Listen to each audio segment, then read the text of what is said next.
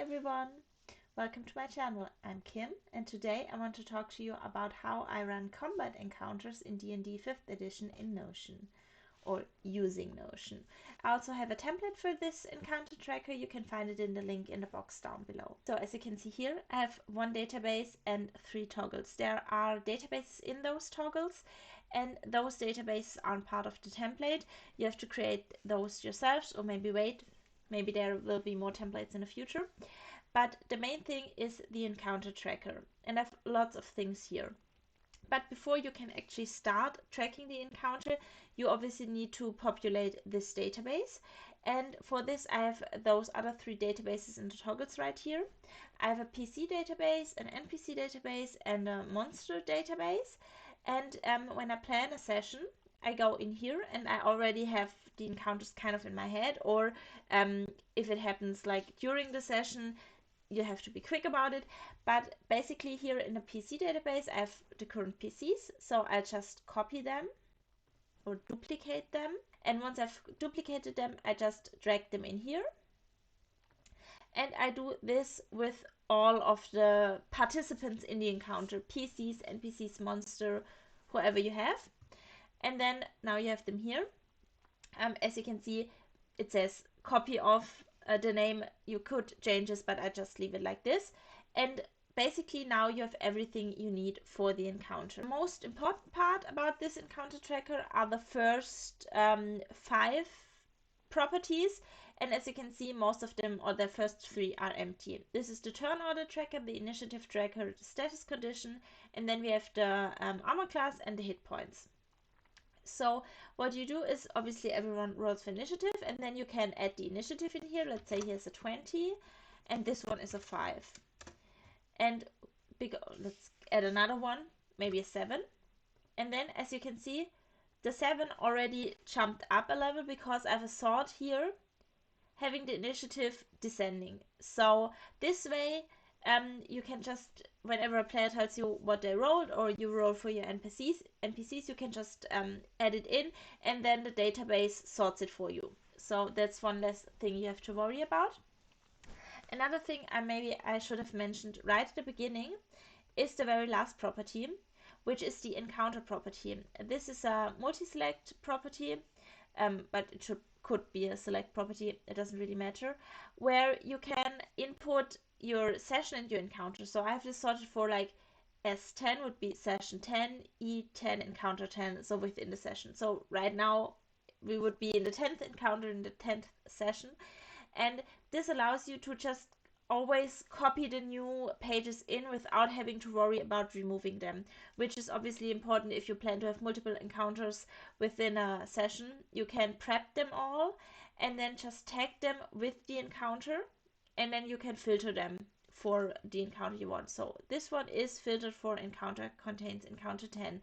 If you already want to prep another encounter, you can filter it for encounter is S10 E11, and then again copy all the relevant pages in and add the tag.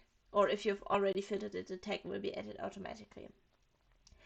Then the very first property here is the turn property, which if you only have a couple participants in a combat isn't probably that important because you can have it in your head. But if you maybe have a lot more things going on, you can just, as you go along, tick them off when everyone has their turn, and then start ticking them off again when everyone has their turn, so you always know whose turn it is and you don't get confused. Then the next one here is the relation in the template. It's a multi-select property. Of course, if you have a database for status conditions, you can change it to a relation property. If you don't, it's a drop down, although it's not populated, so you have to put in your status conditions beforehand as tags. And then if someone, for example, gets blinded or poisoned or whatever, or maybe is exhausted, you can choose from the drop down, or in my case from the relation. You'll always be reminded of it. The AC obviously is also for knowing the AC and being reminded of it. But the hit points is something you can just drag here. So if someone loses hit points, you can do this for your players as well if you want to keep an eye on that. But mainly it's for your monsters or NPCs, for all the parties you're running in combat. you can just change it. So we did copy this from our PC or NPC database, but it's a copy. So if I change this one here, maybe if he only has 10 hit points now, it isn't changed in the PC database. So you can just change it in here, so you always know how many hit points your characters or your NPCs or whatever have. The other things in here are things that might be good to know in combat, especially for your characters or for your NPCs and monsters, but also for the PCs.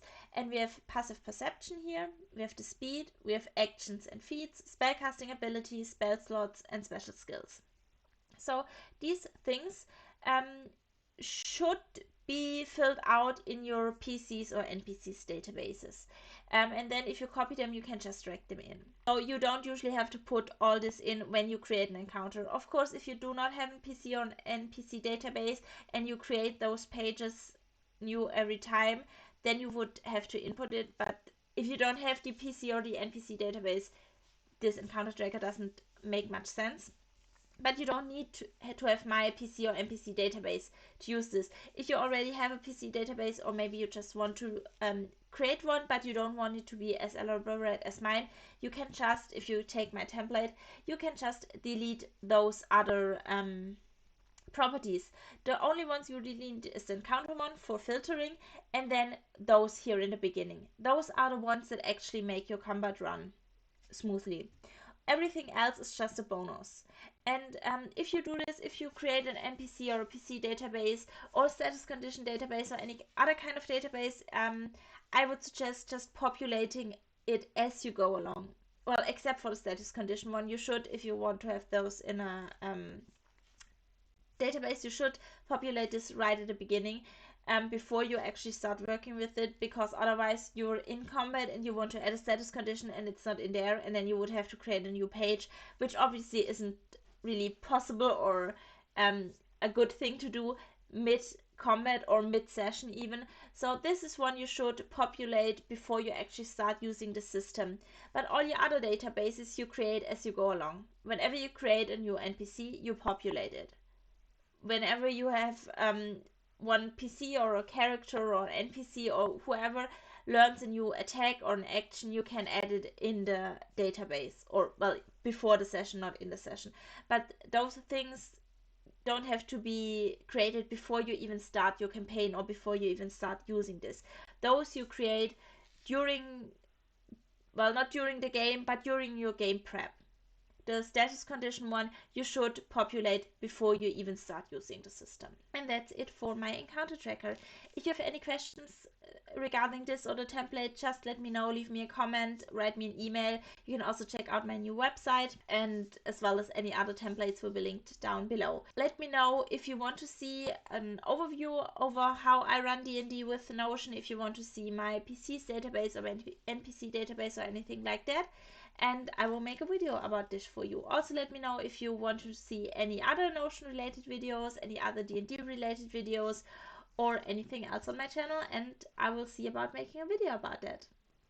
I hope you liked this video. If so, please subscribe, give me a thumbs up, or leave me a comment. I'd love to hear from you. Bye!